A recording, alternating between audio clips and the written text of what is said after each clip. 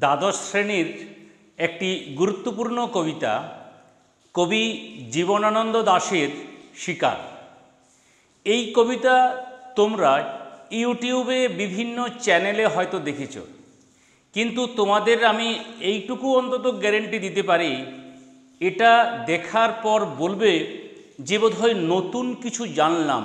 অর্থাৎ শিকারকে কবি যে তার কল্পনায় তিনি উদ্ভাসিত করেছেন, যার কলমের ছোঁয়ায় প্রকৃতির বহু অপরূপ চিত্র কল্পিত হয়েছে, চিত্রকল্প সৃষ্টি হয়েছে, তার যে উপমা, তার যে চিত্রকল্প অর্থাৎ তার প্রয়োগ, সেই কবি প্রতিভার তিনি যে স্বতন্ত্রতার দাবি রেখেছেন সেটা অবশ্যই দেখতে দেখতে মর্মে মর্মে উপলব্ধি করবে। আমরা এই কবিতায় দুটো ভোরের কথা জানব। মোট 42খানা প্রশ্নের মধ্য দিয়ে আমরা এই কবিতাটির ভিতরে অবগাহন করব, কবিতার স্বাদ আস্বাদন করব এবং মর্মে মর্মে জীবনানন্দকে উপলব্ধি করব। ইউজ করছি কতকগুলি ছোট ছোট ভিডিও। এই কবিতাটি তোমাদের সামনে যাতে ফুটে ওঠে, মনে হবে যে এই কবিতাটা বোধহয় আমি দেখছি, আমি কবিতার অংশ হয়ে উঠেছি। তার জন্য আমরা ভিডিও কিছু ছোট ছোট ব্যাকগ্রাউন্ডে চালাবো এবং অবশ্যই 42খানা প্রশ্নের মধ্য দিয়ে সমস্ত কবিতাটিকে শুনবো, জানবো। ভালো লাগলে প্লিজ লাইক করো, চ্যানেলে নতুন হয়ে থাকলে চ্যানেলটা সাবস্ক্রাইব করো এবং পাশের বেল আইকন প্রেস করে অবশ্যই নোটিফিকেশন অল করবে। তাহলে চলো আমরা শিকার কবিতাটি প্রত্যেকটি লাইন ধরে ধরে জেনে নিই। এই কবিতা ছোট বড় 5টি স্তবকে অসম 37টি পংক্তিতে লেখা। কবিতার উৎস সম্বন্ধে বিতর্ক রয়েছে, অর্থাৎ বিভিন্ন উৎসের কথা জানতে পারি। যেমন ধরো, একটি উত্তর হয় বুদ্ধদেব বসু সম্পাদিত কবিতা পত্রিকায় 1343 বঙ্গাব্দের আশ্বিনের সংখ্যায় শিকার কবিতাটি প্রথম প্রকাশিত হয়েছিল। এরপর 1351 বঙ্গাব্দে মহাপৃথিবী কাব্যগ্রন্থের অন্তর্ভুক্ত হয়। অন্য একটি উত্তর হলো জীবনানন্দ দাশের শিকার কবিতাটি তার তৃতীয় কাব্যগ্রন্থ বনলতা সেন এখান থেকে গৃহীত হয়েছে।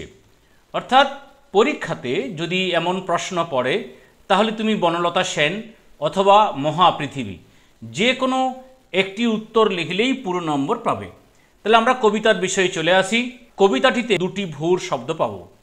একটি কবিতার শুরুতেই, অর্থাৎ প্রথম স্তবকের শুরুতেই, এবং অন্য ভোরটি চতুর্থ স্তবকের শুরুতেই পাব। এই কবিতায় আমরা দুটি ভোরের বর্ণনা পাব।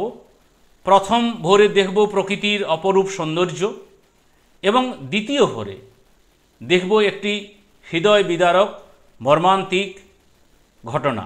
তাহলে কবিতার আমরা ভিতরে প্রবেশ করার পূর্বে তোমাদের জানিয়ে রাখি, এই কবিতার অন্তর্নিহিত ভাব ফুটিয়ে তুলেছেন মাননীয় সনাতন মণ্ডল মহাশয়, শিক্ষক বিজ্ঞান কেপিএস বিদ্যাপীঠ এবং আরও কয়েকজন বাংলা বিষয়ের গুণী শিক্ষক মহাশয়। শিকার কবিতাটি আখ্যানধর্মী, কিন্তু আখ্যান অংশ খুবই সংক্ষিপ্ত। অরণ্যের একটি ভোরের দৃশ্য কবিতার সূত্রপাত। যখন সূর্যোদয়ের আভাস দেখা যাচ্ছে অথচ রাতের একটি তারা তখনও আকাশে জ্বলজ্বল করছে। সারা রাত দেশওয়ালি মানুষ শরীর উষ্ণ রাখার জন্য আগুন জেলে তাপ নিয়েছে, আর সুন্দর বাদামি হরিণ চিতাবাঘিনীর হাত থেকে নিজেকে বাঁচাবার জন্য ঘুরে বেরিয়েছে সুন্দরীর বন থেকে অর্জুনের বনে বনে, অর্থাৎ বিভিন্ন জঙ্গলে সে ছুটে বেরিয়েছে। ভোরের আলোয় তার সাবধানতার অবসান হয়েছে ভেবে যে মুহূর্তে সে নদীর জলে স্নান করতে নেমেছে সেই মুহূর্তেই সেই হরিণটি বুঝতে পেরেছে যে চিতাবাঘিনীর চেয়েও সাংঘাতিক আততায়ীরা আত্মগোপন করেছিল এই অরণ্যেই। নাগরিক সেই শিকারীর আচমকার গুলিতে প্রাণ হারিয়ে হরিণ তাদের ভোজ্যে পরিণত হয়েছে। অসাধারণ নৈপুণ্য, বর্ণ সচেতনতায় এবং অনুভূতির প্রগাঢ়তায় এই চিত্র অঙ্কন করা হয়েছে, যা কবিতাটিকে তুমি যদি বারবার বা কয়েকবার যদি ভালো করে পড়ো তাহলে আশা করি কবিতাটি বুঝতে পারবে। তাহলে আমরা প্রথম স্তবক, এই যে স্তবকটি রয়েছে যেখানে শুরু হয়েছে ভোর, আকাশের রং ঘাসফড়িঙের দেহের মতো কোমল নীল, এবং এখানে শেষ হয়েছে প্রথম স্তবকটি হাজার হাজার বছর আগে এক রাতে তেমনি তেমনি একটি তারা জ্বলছে এখনও। তাহলে শিকার কবিতার প্রথম লাইনেই বা শুরুতে কোন সময়ের কথা উল্লেখ রয়েছে? উত্তর হবে ভোর। সকালে সূর্য ওঠার পূর্ব মুহূর্ত বা প্রত্যুষকাল এর কথা উল্লেখ রয়েছে, যা সরলতা, পবিত্রতা ও প্রাকৃতিক সৌন্দর্যের প্রকাশ ঘটায়। দ্বিতীয় লাইনে রয়েছে আকাশের রং ঘাসফড়িঙের দেহের মতো কোমল নীল। কবি আকাশের রঙকে কার সাথে তুলনা করেছেন? উত্তর, ঘাসফড়িঙের দেহের মতো কোমল নীল রঙের সাথে আকাশের রঙের তুলনা করেছেন। টিয়ার পালকের মতো সবুজ কি? পেয়ারা ও নোনা গাছ। নোনা গাছটি এক ধরনের আতা গাছ, অর্থাৎ চারিদিকে পেয়ারা ও নোনা গাছের রং ছিল টিয়ার পালকের মতো সবুজ। আমরা কটি প্রশ্ন করব বলেছি? 42টি। পঞ্চম প্রশ্নে একটি তারা এখনও রয়েছে আকাশে। এখানে তারাকে কোন কোন বিষয়ের সাথে তুলনা করা হয়েছে? যদি খুব শর্টে উত্তর লিখতে হয় তাহলে হয় জীবনানন্দ দাশের লেখা শিকার কবিতায় কবি তারাকে দুটি বিষয়ের সাথে তুলনা করেছেন। এক, পাড়াগাঁয়ের বাসর ঘরের সবচেয়ে গোধূলি মদির মেয়েটির সঙ্গে। দুই, তার নীল রঙের মদের গ্যালাসে রাখা মিশরের মানুষের বুকের থেকে বার করা মুক্তোর সঙ্গে। দিন ও রাতের সন্ধিক্ষণে যখন রাতের আকাশ অন্ধকারের বুক চিরে পূব আকাশে ভোরের আলো আঁধারি অবস্থা দেখা যায়, সেই সময় আকাশের বুকে জ্বলজ্বল করতে থাকে শুকতারা। গভীর রাত্রি শেষে শেষ ভোরে চিত্ররূপময় কবি জীবনানন্দ দাশ বাংলা প্রকৃতির আকাশে একটি তারার উপস্থিতিকে সুন্দর দুটি উপমা দিয়ে বর্ণনা করেছেন। অর্থাৎ একটু যদি বড় করে লিখতে হয় তাহলে হয় পাড়াগার বাসর ঘরে সবচেয়ে গোধূলি মদির মেয়েটির মতো। বাংলার প্রকৃতিতে মুগ্ধ কবি সৌন্দর্য পিয়াসু মনে আকাশের তারাকে যে দৃষ্টিতে দেখেছেন, পাড়াগাঁয়ের বাসর ঘরে সুশোভিত বধূটির সৌন্দর্যের সঙ্গে তিনি তুলনা করেছেন। গোধূলি বেলায় মেয়েদের সৌন্দর্যের আকর্ষণ সর্বাধিক হয়ে থাকে। কবি হয়তো সেই দিকটি উল্লেখ করতে চেয়েছেন। অমলিন প্রকৃতির মাঝে পাড়াগাঁয়ের পবিত্র সেই বাসর ঘরের বধূকে চিত্রিত করেছেন। 6 নম্বর প্রশ্ন, হাজার হাজার বছর আগে কি হয়েছিল? উত্তর, মিশরের মানুষই, তার মানে কোনো এক মেয়ে তার বুকের থেকে একটি মুক্তো নিয়ে কবির নীল মদের গ্লাসে রেখেছিল। হাজার হাজার বছর আগে এক রাতে মদের গ্লাসে যেমন মুক্তো জ্বলজ্বল করছিল, তেমনি একটি তারা আকাশে জ্বলজ্বল করছে এখনও। জীবনানন্দের কবিতার একটি মূল বিষয় হলো অতীতচারিতা।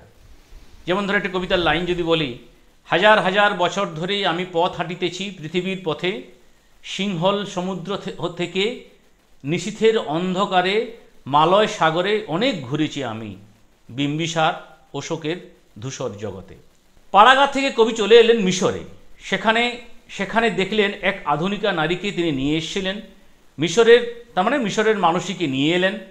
কবি পাড়াগাঁয়ের ক্ষেত্রে বললেন মেয়ে, আর মিশরের ক্ষেত্রে সেই মেয়েটিকে বললেন মানুষী বা মানসী। মিশরের মানুষী তার বুকের থেকে একটা মুক্ত, এখানে ভালোবাসা বা ভালোবাসার স্মারককে বুঝিয়েছেন। এখানে ভালোবাসার প্রকাশ সোচ্চার, অন্যদিকে পাড়াগাঁয়ের মেয়েটির প্রকাশ নিরুচ্চার।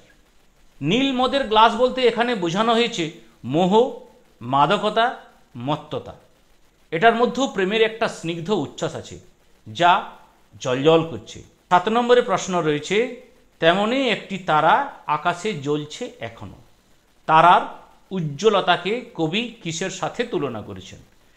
বহু বছর, বহু যুগ আগে মিশরের একটি মেয়ে তার বুকের থেকে একটা মুক্তো নিয়ে আমার নীল মদের গ্লাসে রেখেছিল। অর্থাৎ কবি মনে করেছেন ঠিক সেই রকমই আকাশের একটি তারা জ্বলছিল। একটা মাদকতাকে তিনি এখানে তুলে ধরেছেন। তেমনি একটি তারা আকাশে জ্বলছে এখনও। এখানে কোন তারার কথা বলা হয়েছে? এখানে ধ্রুব তারার কথা বলা হয়েছে। তাহলে আমি তোমাদের জন্য দুটো প্রশ্ন রেখে গেলাম কমেন্ট সেকশনে উত্তর দেওয়ার জন্য। এসেছে সে ভোরের আলোয় নেমে, কে নেমে এসেছে? হরিণী, হরিণ, চিতাবাঘিনী, খরগোশ। দ্বিতীয় প্রশ্ন, কবিতায় কোন দেশের কথা বলা হয়েছে? আমরা চলে আসি দ্বিতীয় স্তবকে, যেখানে রয়েছে হিমের রাতে শরীর রাখবার জন্য দেশওয়ালিরা সারা রাত মাঠে আগুন জ্বেলেছে। মোরগ ফুলের মতো লাল আগুন, শুকনো অশ্বত্থ পাতা দুমড়ে এখনও আগুন জ্বলছে তাদের। তাহলে হিমের রাতে শরীর রাখবার জন্য সারা রাত মাঠে আগুন জ্বেলেছে। এখান থেকে আগুন জ্বেলেছে কারা? না, দেশওয়ালিরা। দেশওয়ালি কারা? একদল আদিবাসী, যারা নগর সভ্যতা থেকে অনেক দূরে অরণ্য ঘেঁষা কোনো গ্রামে বা গ্রামগুলিতে বসবাস করে কবির কল্পনায় তারাই হলো দেশওয়ালি।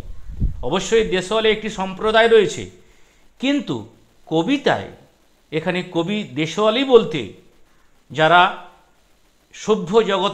সভ্যতা থেকে অনেক দূরে, যারা গায়ে গতরে খেটে অরণ্যের পাশে বসবাস করে, তাদের কথাই কবি এখানে তুলে ধরেছেন। শব্দের অর্থ কি? না, গরম। দেশওয়ালিরা শীতের রাতে প্রচণ্ড ঠান্ডার হাত থেকে বাঁচার জন্য শরীরকে উষ্ণ রাখতে আগুন জ্বেলেছে। শুকনো অশ্বত্থ পাতা দিয়ে আগুন জ্বালিয়েছিল। মোরগ ফুলের মতো লাল আগুন। দেশওয়ালিরা তাদের শরীরকে উষ্ণ রাখবার জন্য সারা রাত মাঠে আগুন জ্বেলেছিল। সেই আগুনের রূপকে বর্ণনা করতে গিয়ে কবি সূক্ষ্ম অনুভূতিগোচর একটি উপমা ব্যবহার করেছেন। যে আগুনের রং ছিল গ্রাম বাংলার অতি পরিচিত মোরগ ফুলের মতো লাল। আগুনের ধ্বংসাত্মক ভীষণকে সৌন্দর্যের অরূপে ব্যক্ত করেছেন কবি। যতক্ষণ রাত্রি নিকষ অন্ধকার ছিল, ততক্ষণ আগুনের রঙের উজ্জ্বলতার বহিঃপ্রকাশ ঘটেছে, যা লাল বর্ণের সাথে তিনি তুলনা করেছেন। 11 নম্বর প্রশ্ন, শুকনো অশ্বত্থ পাতা দুমড়ে এখনও আগুন জ্বলছে তাদের, এরূপ বলা হয়েছে কেন?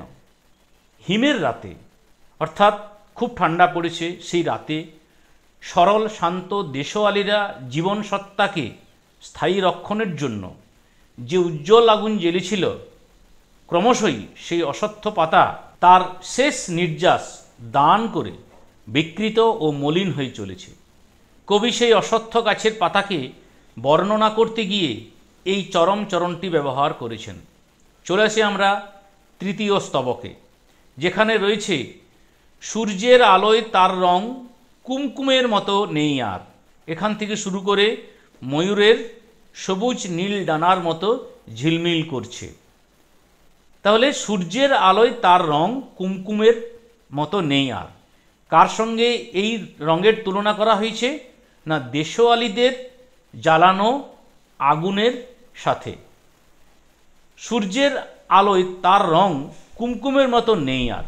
কেন তার রং কুমকুমের মতো নেই? রাত্রি শেষে জীবন সত্তায় দেশওয়ালিরা প্রকৃতি থেকে রক্ষা পাওয়ার উদ্দেশ্যে যে আগুন জ্বেলেছিল, প্রথম প্রভাতে সূর্য প্রকাশের সাথে সাথে, অর্থাৎ যখন ভোর হতে থাকলো, তার রং ম্লান হতে থাকলো, অর্থাৎ ম্লান হতে হতে ফিকে হতে থাকলো। কবি সেই রঙকে বোঝানোর জন্য চিত্রকল্প হিসাবে কুমকুমের মতো নেই আর বর্ণনা করে, অর্থাৎ ওই কুমকুমের মতো লালচে আর নেই। আগুন যখন তার সর্বশক্তি প্রয়োগ করে নিঃশেষ হয়ে যায়, তখন তার যেমন প্রজ্বলনের দ্যুতি থাকে না, তেমনি উজ্জ্বল প্রকাশও দুর্বল হয়ে পড়ে। কবি সেই বিষয়টিকে বোঝাতে গিয়ে, রূপের ব্যাখ্যা করতে গিয়ে কুমকুমের মতো নেই আর এই উদ্ধৃতিটির উপস্থাপন করেছেন। নেক্সট প্রশ্ন, তার রং কিসের মতো হয়ে গেছে? রোগা শালিকের হৃদয়ের বিবর্ণ ইচ্ছার মতো। হয়ে গেছে রোগা শালিকের হৃদয়ের বিবর্ণ ইচ্ছার মতো। এরূপ বলা হয়েছে কেন? না, সভ্যের বহু দূরে অবস্থিত আদিবাসী দেশওয়ালিরা প্রাচীন তত্ত্বের চাহিদাকে ব্যবহার করে রাতের প্রহর শেষে শরীর উষ্ণ রাখার জন্য যে আগুন জ্বেলেছিল, মহাশক্তি সূর্যের আলোর প্রকাশের সাথে সাথে সেই লাল বর্ণের রঞ্জিত আগুন ক্রমশ ম্লান হতে থাকে। কবি সেই আগুনকে বিশ্লেষণ করতে গিয়ে রোগা শালিকের বিবর্ণ ইচ্ছার উপমাটি ব্যবহার করেছেন। যে শালিক শীতের রুক্ষতাকেও পরাভূত করে ইচ্ছা প্রকাশ করে, কিন্তু সেই ইচ্ছাটা ধূসর হয়ে যায়, বিবর্ণ হয়ে যায়। কবি হারিয়ে যাওয়া আগুনের রঙকে শালিকের বিবর্ণ ইচ্ছা বলতে চেয়েছেন। একমাত্র কবি জানেন নিতান্ত রুগ্ন শালিকেরও হৃদয় থাকে। তার বিবর্ণ ইচ্ছাকে একমাত্র কবিই ছুঁতে পারেন এবং শুধু তিনিই জানেন সেই ইচ্ছেরও একটা পাণ্ডুর রং থাকে। নেক্সট, সকালের আলোয় টলমল শিশিরে চারিদিকের বন ও আকাশ ময়ূরের সবুজ নীল ডানার মতো ঝিলমিল করছে। সবুজ ডানাটি কার? ময়ূরের। সকালের আকাশ ও বন কেমন রং নিয়েছে? ময়ূরের সবুজ নীল ডানার মতো। ময়ূরের সবুজ নীল ডানার মতো কি ঝিলমিল করছে? না, শিশির স্নাত, যেহেতু ব্যাপক পরিমাণ শিশির পড়েছে, শিশিরে গাছপালা ভিজে গেছে, সেই জন্য শিশির স্নাত বন ও আকাশ। সকালের আলোয় টলমল শিশিরে চারিদিকের বন ও আকাশ ময়ূরের সবুজ নীল ডানার মতো ঝিলমিল করছে। অর্থাৎ সবুজ রঙকে ময়ূরের ডানার সাথে তিনি তুলনা টেনেছেন। এটাই ছিল প্রথম ভোরের বর্ণনা। আমরা চতুর্থ স্তবকের শুরুতেই দ্বিতীয় ভোরের কথা পাব এবং সেখান থেকেই চতুর্থ স্তবক শুরু। চতুর্থ স্তবকটি শেষ হচ্ছে হরিণীর পর হরিণীকে চমক লাগিয়ে দেওয়ার জন্য। সারা রাত হরিণ কার আক্রমণ থেকে নিজেকে বাঁচানোর চেষ্টা করেছে? উত্তর, চিতাবাঘিনীর থেকে। অর্থাৎ হরিণটি সারা রাত কোন কোন বনে ঘুরেছিল? সুন্দরীর বন থেকে অর্জুনের বনে বনে। মেহগনির মতো অন্ধকারে বলতে কি বোঝানো হয়েছে? এখানে গভীর অন্ধকারকে বোঝানো হয়েছে। মেহগনি গাছ ভীষণ কালো, এরই সাথে ঘন অন্ধকারের তুলনা করা হয়েছে। হরিণটি কেন ভোরের জন্য অপেক্ষা করছিল? চিতাবাঘিনীর হাত থেকে রক্ষা পাওয়ার জন্য বা বাঁচার জন্য।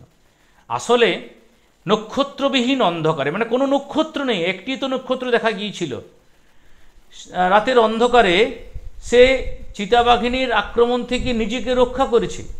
ভোরের আলো ফুটতেই তার অজ্ঞাতবাস কেটেছে বলে কবি মনে করেছেন। এসেছে সে ভোরের আলোয় নেমে। সে বলতে এখানে কাকে ইঙ্গিত করা হয়েছে? উত্তর হচ্ছে হরিণকে। উত্তর, কচি বাতাপি লেবুর সাথে। ভোরের আলো ফোটার সঙ্গে সঙ্গে হরিণটি কোথায় নেমে পড়ে? নদীর তীক্ষ্ণ শীতল ঢেউয়ে। হরিণটি কেন নদীর জলে নেমেছিল? না, নিজের ক্লান্ত বিহল শরীরটাকে স্রোতের মতো একটা আবেগ দেওয়ার জন্য। বিহল শরীরটাকে তরতাজা করার জন্য সে নদীর ঢেউয়ে নেমেছিল। অন্ধকারের হিমকুঞ্চিত জরায়ু ছিঁড়ে ভোরের রৌদ্রের মতো। এরূপ বলা হয়েছে কেন? এটা খুব গুরুত্বপূর্ণ অংশ।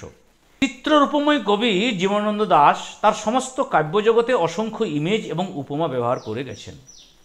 কষ্ট জর্জরিত মাতৃগর্ভ থেকে যেমন সন্তান পৃথিবীর আলো দেখে, তেমনি তমসাবৃত মানে অন্ধকারে আবৃত পৃথিবীর অন্ধকার দূরীভূত হয়ে সূর্যের প্রকাশ ঘটে, সেই ছবিটি কবি এখানে আঁকতে চেয়েছেন।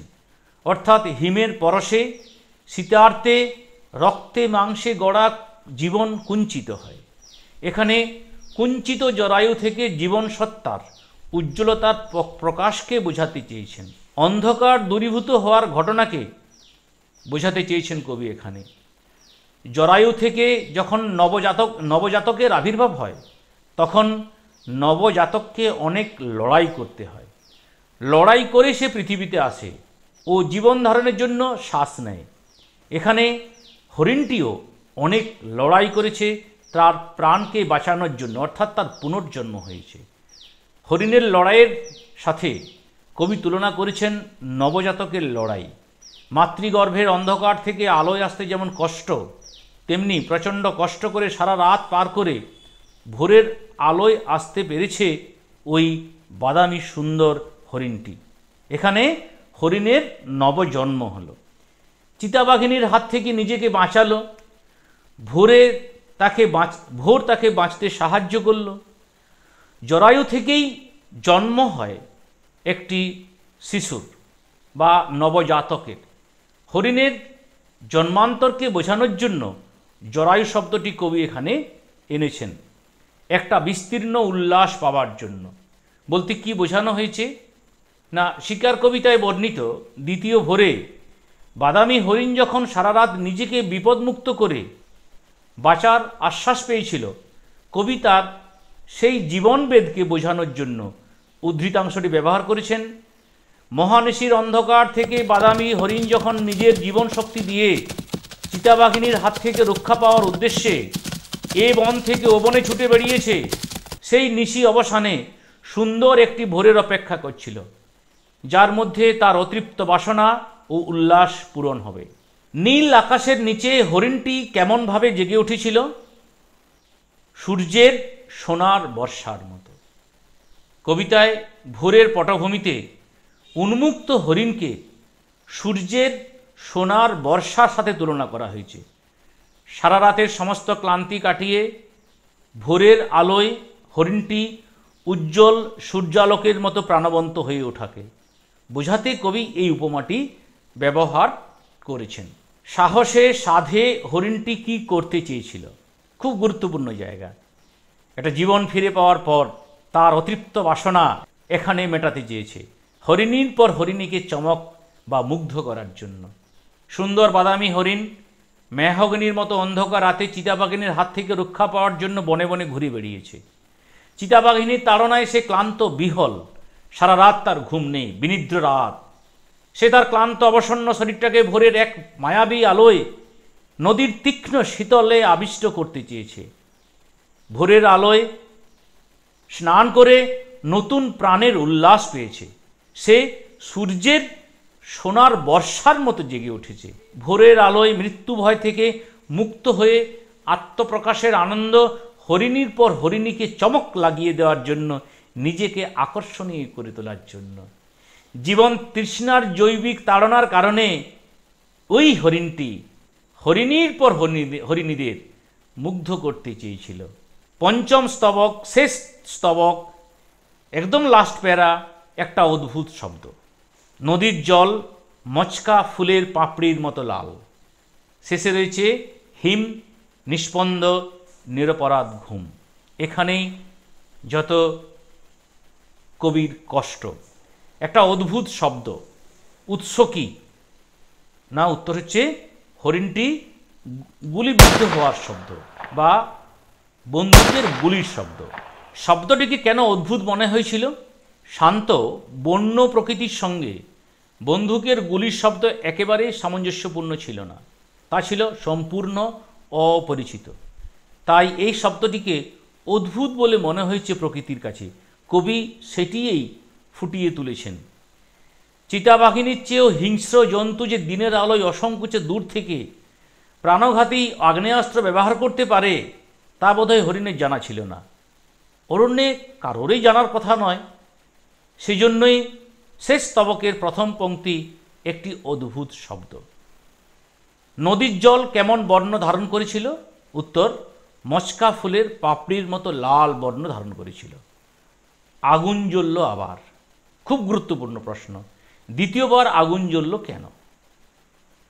বিমূঢ় যুগের কবি, নির্জন কবি জীবনানন্দ দাশ এই কবিতায় একদিকে বাংলার মোহমোহী প্রকৃতির সুন্দর এক বর্ণনা দিয়েছেন, তেমনি অন্যদিকে এই কবিতায় আমরা দেখি ভোরের এক সৌন্দর্য হিমেল রাতে প্রাচীন অধিবাসী দেশওয়ালিরা জৈবিক চাহিদার কারণে নিজেদের শরীরকে উষ্ণ রাখার জন্য বাংলার অরণ্য ঘেঁষা উদাত্ত মাঠে আগুন জ্বেলেছে। যে আগুন ভীষণ হলেও কবিতার চিত্রে তা সৌন্দর্যময় হয়ে উঠেছে। অন্যদিকে ঠিক আরেকটি ভোরে বর্ণনায় কবি হতাশায়, বেদনায় সভ্য মানুষের হিংস্রতা, আরণ্যক প্রকৃতির শান্তিকে কিভাবে বিঘ্নিত করে তার পরিচয় দিয়েছেন। হিংস্র মানুষের দল লোভ লালসায় সুস্থ অরণ্যের বাদামি হরিণকে খুন করেছে এবং তাদের লালসা প্রবৃত্তিকে চরিতার্থ করার জন্য, হরিণের মাংস ভক্ষণ করার জন্য আবার আগুন জ্বেলেছে। যে আগুন শুধু বাহ্যবস্তুকে দহন করেনি, মাংসকেই দহন করেনি, দগ্ধ করেছে মানব সভ্যতাকে। তাই যন্ত্রণা কাতর কবি আবার শব্দটি ব্যবহার করেছেন, যে আগুনে জ্বলে হৃদয়। এক আগুন মানুষকে ঠান্ডার হাত থেকে রক্ষা করে, আর দ্বিতীয় আগুনের মধ্য দিয়ে দেখানো হয়েছে মানুষ যে কত প্রেমহীন হয়, মানুষ যে কত পাশবিক হয়। হরিণের পিছনে চিতাবাঘিনী ছুটবে, এটা খুব স্বাভাবিক, এর মধ্যেও সৌন্দর্য আছে। খাদ্য খাদকের সম্পর্কের কারণে একজন ছুটে যায় খাদ্যের জন্য, জীবনের পরিতৃপ্তির জন্য অন্যদিকে অন্যজন অর্থাৎ হরিণ ছুটে চলেছে নিজেকে বাঁচানোর জন্য। দুজনেরই ভিন্ন ভিন্ন দৃষ্টিকোণ থেকে ছুটছে বাঁচার জন্য, কিন্তু মানুষ হরিণের পিছনে ছুটে না। মানুষ যদি মাংসের জন্য হরিণের পিছনে ছুটে, সেখানে কোনো সৌন্দর্য নেই, রয়েছে লোভ লালসা, চরিতার্থ করার পাশবিকতা। 37 নম্বরের প্রশ্ন, নক্ষত্র নিচে কিসের বিছানা ছিল? ঘাসের বিছানা ছিল। ঘাসের বিছানায় বসে কি গল্প হচ্ছিল? পুরানো শিশির ভেজা গল্প হচ্ছিল। টেরিকাটা মানুষগুলির কাছে কি জিনিস ছিল? সিগারেট ও কয়েকটা বন্দুক। এলোমেলো কয়েকটা বন্দুক, হিম নিষ্পন্দ, নিরপরাধ ঘুম। শেষ লাইন, প্রাণঘাতী যন্ত্র বন্দুক হলো হিংস্রতার প্রতীক। জীবনকে স্তব্ধ করাই হলো এই যন্ত্রের কাজ। কখনো কখনো আদিম হিংস্র প্রবৃত্তির মানুষ অপর জীবনকে পীড়ন করে আনন্দ উপভোগ করে। এখানে অপরকে পীড়ন করে আনন্দ ভোগ করছে সে সুপ্ত হিংস্র আদিম প্রবৃত্তির মানুষের দল। তাই এখানে বিশেষ একটি তত্ত্ব আমাদের মনে পড়ে, স্যাডিস্টিক প্লেজার, যে তত্ত্বের আধারে কবি শিকার কবিতায় রক্তাক্ত ভোরকে অঙ্কন করেছেন। তাই পরিশেষে বলতেই হয়, নাগরিক লালসায় নীল অমলিন প্রকৃতির মাঝে পবিত্র জীবন হারিয়ে যায় হিমশীতল মৃত্যুর আধারে। নিষ্পন্দ নিরপরাধ ঘুম নিরপরাধ কেন? জীবনানন্দ দাশের লেখা কবিতায় শান্ত অরণ্য প্রকৃতির মধ্যে নিষ্পাপ একটা হরিণ লোভী মানুষের দ্বারা গুলিবিদ্ধ হয়ে ঘুমের বুকে ঢলে পড়ল। তার কোনো অপরাধ ছিল না। কবি নির্মল পবিত্র হরিণের মৃত্যুকে নিষ্পন্দ নিরপরাধ বলেছেন। এলোমেলো কয়েকটা বন্দুক, এরূপ বলা হয়েছে কেন বা কোন প্রসঙ্গে এরূপ কথা বলা হয়েছে? প্রকৃতির কবি জীবনানন্দ দাশের শিকার কবিতায় মানুষের আদিম প্রবৃত্তি হিংস্রতাকে বোঝানোর জন্য প্রাণঘাতী যন্ত্র হিসাবে বন্দুকের কথা বলা হয়েছে। জীবনানন্দ যাদের আনন্দ দেন, যাদের বিষণ্ণ করেন, এই কবিতা তাদের নতুন করে ভাবাবেই। কারণ জীবনানন্দে আমরা যেমন রমণীয় সবিরোধতা দেখি, গভীর অন্ধকারের ঘুমের আস্বাদে আমার আত্মা লালিত, একথা বলার পরও যিনি বিশ্বাস করেন শাশ্বত রাত্রির বুকে সকলেই অনন্ত সূর্যোদয়, তার সেই স্ববিরোধী সত্তার একটি কাব্যিক সমীকরণ আমরা শিকার কবিতায় পাই। এই কবিতার যেটি সবচেয়ে লক্ষণীয় বৈশিষ্ট্য। আমি এখানে শেষ করলাম। কেমন লাগলো অবশ্যই জানিও। সকলকে আন্তরিক শুভেচ্ছা জানিয়ে এখানেই শেষ করছি।